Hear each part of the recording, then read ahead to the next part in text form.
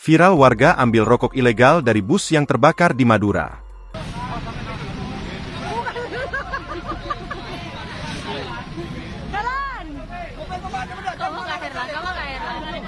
Viral bus antar kota milik PO Pahala Kencana terbakar di Jalan Raya Patrongan, Kecamatan Galis, Bangkalan, Madura, pada Minggu, 1 Juni 2025.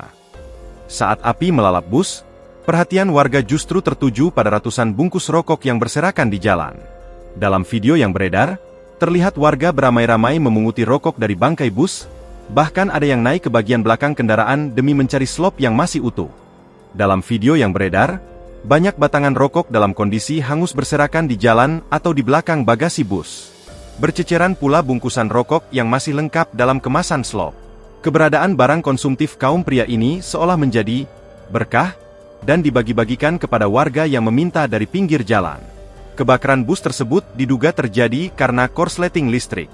Bus dari perusahaan otobus, PO, Pahala Kencana dengan plat nomor B7424TK itu dikemudikan oleh Agus Salim, warga Kelurahan Gandaria Selatan, Kecamatan Cilandak, Kota Jakarta.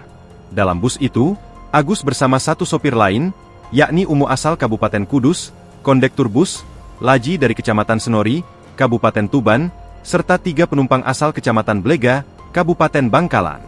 Kasat Lantas Polres Bangkalan, AKP Dion Fitrianto, mengatakan kejadian bermula saat bus dari Kabupaten Sumeneb itu hendak menuju ke Jakarta. Setibanya di Jalan Raya Patrongan, Kecamatan Galis, terlihat indikator merah dari dashboard kemudi. Pengemudi bus bersama kru lain kemudian turun dan mengecek mesin di bagian belakang. Setelah dicek, mesin bus mengeluarkan percikan api dan penuh asap. Penumpang panik lalu keluar. Ia mengatakan, pemadaman memakan waktu. Sebab, akses lokasi jauh dari titik petugas pemadam kebakaran. Akibatnya, pemadaman dibantu oleh warga menggunakan alat seadanya. Selain itu, saat petugas dan warga hendak melakukan pemadaman api di bagian bagasi belakang, petugas menemukan ratusan batang rokok. Diduga, ratusan batang rokok itu ilegal atau tanpa cukai. Download Tribun X sekarang, menghadirkan lokal menjadi Indonesia.